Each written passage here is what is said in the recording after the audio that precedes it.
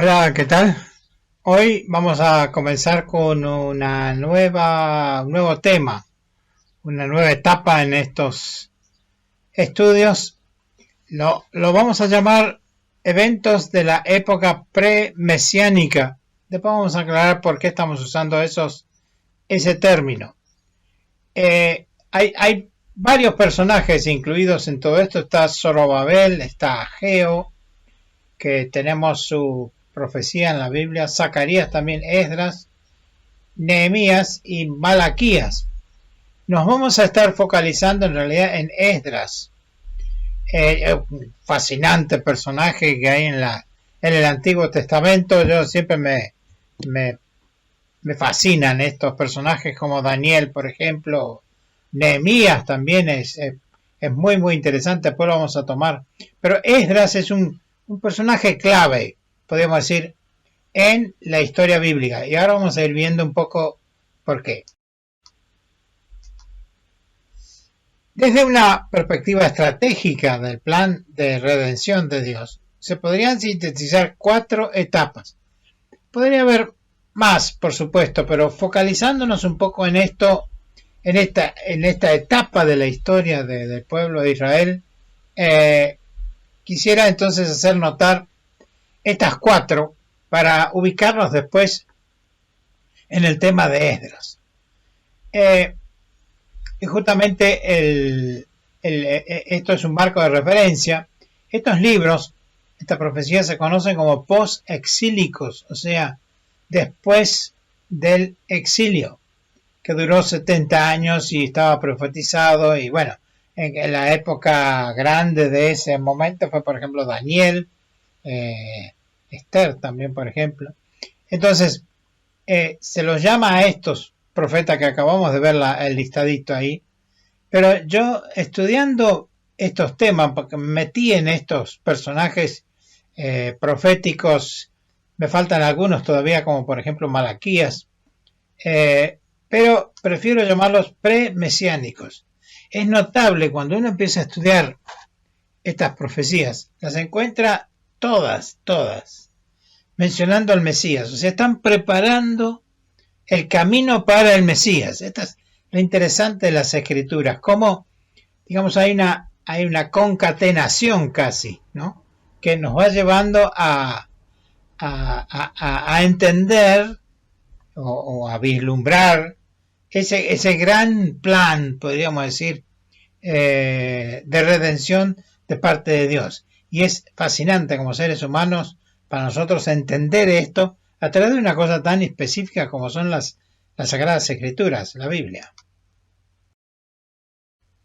Y son 4 mega etapas según este plan estratégico de Dios. Aclaro que hay más, pero yo quiero focalizarme en estas 4. La primera es el tabernáculo. Y aquí está la cita bíblica, Éxodo 25, 8 y 9. Harán un santuario para mí y habitaré en medio de ellos, conforme a todo lo que yo te muestre, el diseño del tabernáculo, el diseño de todos sus utensilios, así lo haréis. Obviamente Moisés vio esto en su visión en el monte Sinaí, y eso él lo tiene que replicar, lo tiene que fabricar con materiales que ellos tenían. Pero la distribución espacial del tabernáculo, bueno, ya es un tema de por sí, que muchos saben que a mí me encanta este tipo de cosas y lo podemos ver a través de la maqueta después. Y entonces, la gran cosa del tabernáculo es que Dios baja. Hasta ahí había estado arriba del monte Sinaí, es una manera muy clara de ver esto, ¿no? Y Moisés tiene que subir al monte para hablar con Dios, después baja y así. Pero por eso dice, harán un santuario para mí y habitaré en medio de ellos. No es que voy a venir de paso, sino que hay una habitación de Dios. Habita y se desplaza con su pueblo, se mueve, es todo un fenómeno inédito, ¿sí? Hasta ahí. Inclusive se produce la conformación del pueblo de Israel con las 12 tribus. Todo eso se produce en el marco del tabernáculo. Y es un hecho inédito, como digo, hasta ese momento. Dios viene. Se genera una gran movilidad de Dios. Esa es una de las características del tabernáculo, la nube se mueve sin ningún tipo de predeterminación, porque Dios se mueve, entonces ellos tienen que moverse también, tienen que desarmar el tabernáculo, cuando se detiene tienen que volver a armarlo. Es entonces un Dios dinámico. Esto es lo que se incorporó dentro de del ADN, podríamos decir, del pueblo de Israel y del pueblo de Dios. Esto pasa también en la iglesia. Es algo que no se detiene, es algo que, porque es un Dios dinámico. Y esto ya viene de la época del tabernáculo, una invariante, como dicen algunos historiadores, de las cosas que existen, que suceden en la historia. El segundo mega proyecto, digamos, es el templo. Y aquí tenemos una cita.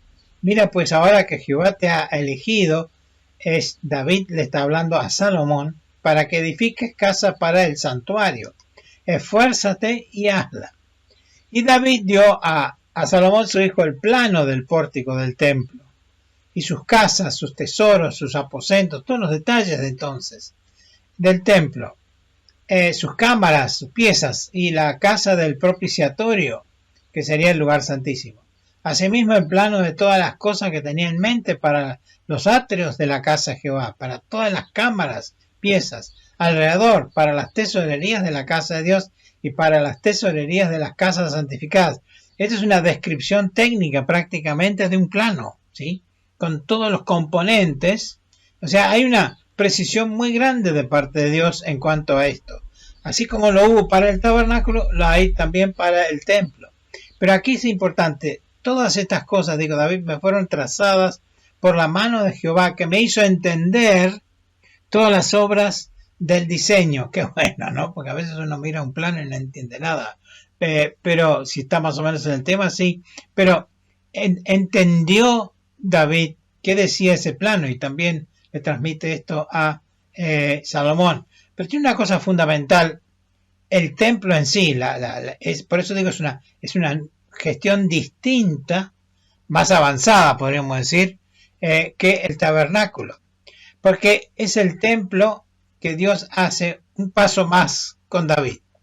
Aquí David reconoce que, y aquí viene el punto, que Dios es soberano universal. Él es rey muy prominente, por supuesto, en Oriente, pero encima de él, ese planteo de David, está este soberano que es universal, todo el mundo. Y entonces Dios dejará de ser móvil, como vimos en el tabernáculo. Ahora va a estar, como quien dice, plastificado en un sitio. Entonces uno dice, bueno, pero lo está frenando a Dios. No, porque Jerusalén y el templo tendrá alcance universal. Y ahí está la gran diferencia con el tabernáculo. Debía moverse el tabernáculo para ir ocupando distintos espacios. En este caso ya con David se planta en un sitio, pero tiene efectos sobre toda la tierra. Y Salomón lo resume en su discurso de dedicación del templo, que lo vamos a mirar ahora. Y entonces dice aquí en la oración, que dicho sea de paso, la más larga de toda la Biblia, y si se convierten a ti de todo su corazón, esto quiere decir si el pueblo es llevado cautivo, que en definitiva después lo fue, y de toda su alma en la tierra de su cautividad, donde los hubieran llevado cautivos, o sea, lejos, y orar en Asia, y aquí hay un punto interesante que hace notar Salomón y nos muestra a nosotros, hacia la tierra que tú diste a tus padres. O sea, ellos van a estar en tierras extrañas, más de 1000 kilómetros de distancia, que parece entonces eran realmente distancias muy importantes, por supuesto. Pero miran hacia la tierra, ¿sí? Pero hacia la ciudad que tú elegiste, hacia Jerusalén, y hacia la casa que he edificado en tu nombre. ¿Se dan cuenta cómo va del territorio a la ciudad, a la construcción en sí? Tiene que mirar. No lo ven como Daniel. ¿Se acuerda que abre 3 veces? Él abría su ventana y miraba hacia Jerusalén. No la ve, por supuesto, porque está sumamente lejos de eso. Pero es como que si mirara. Los judíos hasta el día de hoy, estén donde estén, yo lo he visto esto en aviones, se para el judío, muy, muy ortodoxo por supuesto, y llega a cierta hora, y él se para y se orienta hacia donde estaría Jerusalén en el vuelo, y empieza a orar. Me llamó la atención y me puse a conversar también después con la persona esta, muy amable, y fue realmente una cosa muy importante. Pero hasta el día de hoy ellos mantienen esto. Y dice, tú irás desde los cielos, desde el lugar de tu morada, su oración y su ruego, y ampararás su causa y perdonarás a tu pueblo que pecó contra ti. Interesante, esta es la época de la ley, porque estamos hablando de Salomón, y sin embargo está hablando de perdón, ¿no? La gracia. Tiene que funcionar, tiene que haber gracia, inclusive para que haya ley, porque la ley lo que único que nos dice es que hay pecado, dice Pablo después, mucho tiempo después, y es por eso es que Jesús inaugura la gracia, pero con la base de la ley. Y agrega esto que es sumamente importante, y también al extranjero, y esto es muy importante, que no fuese de tu pueblo Israel, y que hubiera venido de lejanas tierras a causa de tu gran nombre, de tu mano poderosa y de tu brazo extendido, si viniere y orare hacia esta casa, tú oirás desde los cielos, desde el lugar de tu morada, y harás conforme a todas las cosas por las cuales hubiera clamado a ti el extranjero. A ver, no solo los judíos, ¿sí?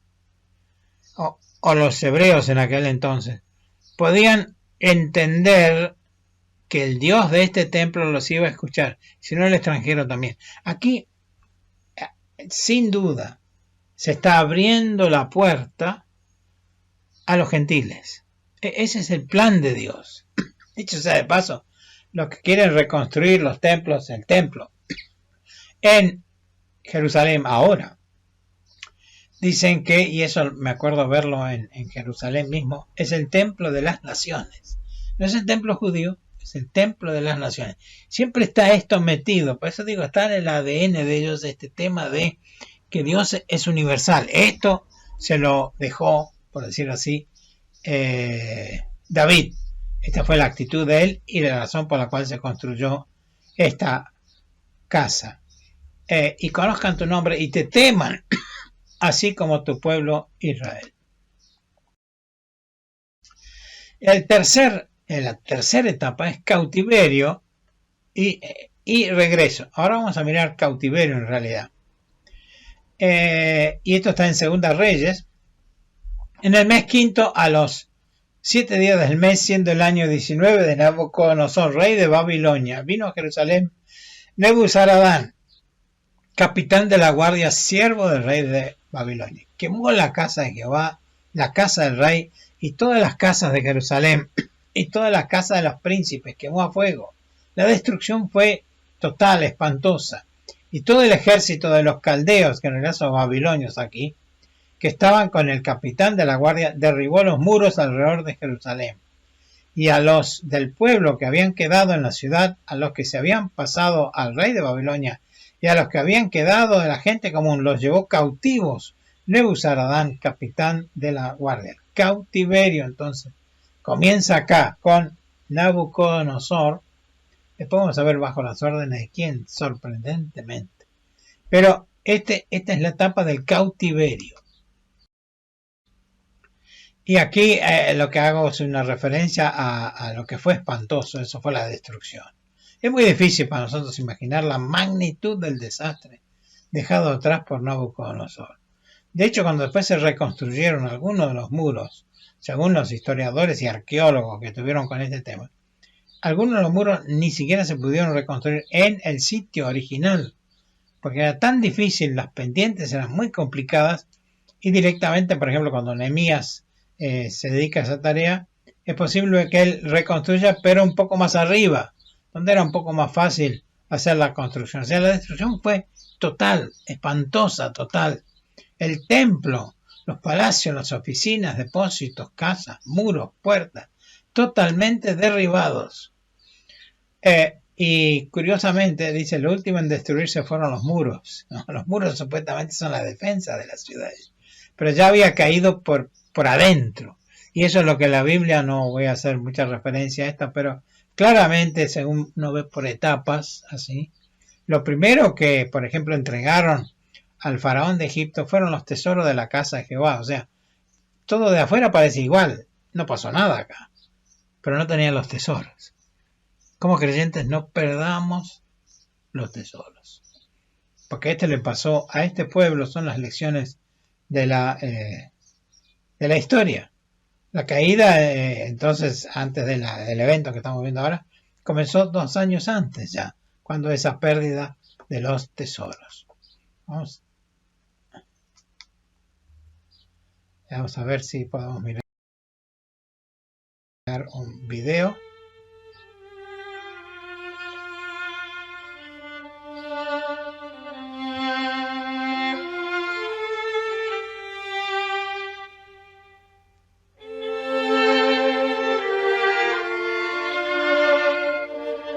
La música es más cerca de ti, que se hizo muy popular con la película Titanic.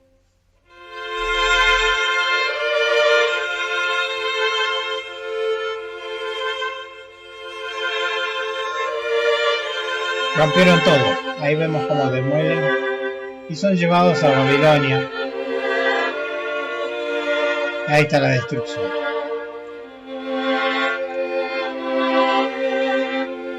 Por supuesto se lamentan en Babilonia.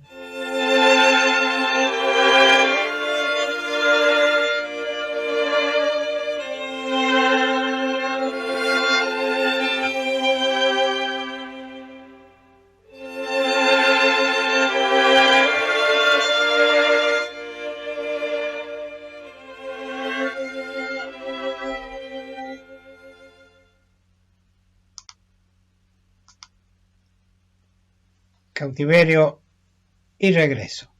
Esa era la tercera etapa que estábamos mirando.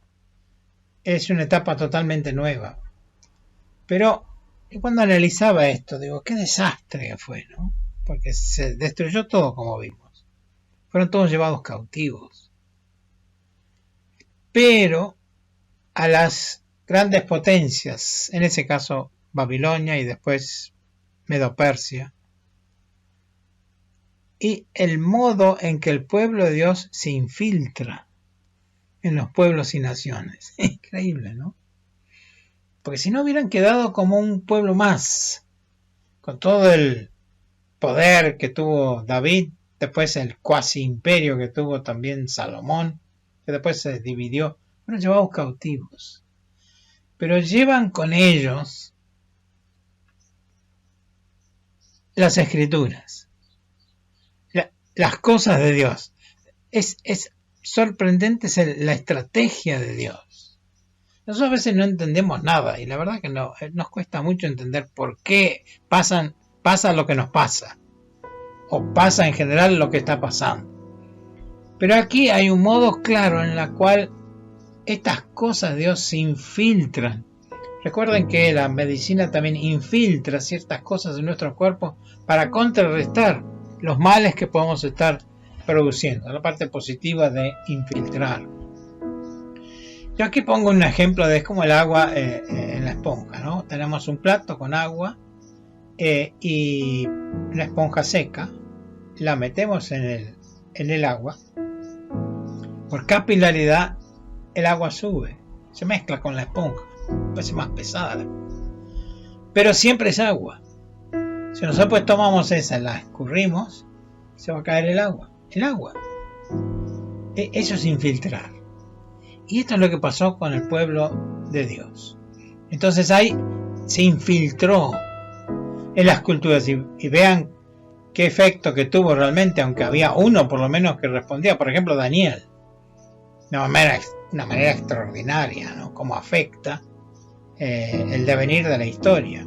Ni hablar de Esther. También con su efecto, fue un efecto impresionante que al momento lo vamos a mirar. Y la cuarta etapa, decimos, primero tabernáculo, segundo templo, tercero destierro, cautiverio y regreso, y Jesucristo Hijo de Dios. Esta es la cuarta etapa para mí, en un sentido la final.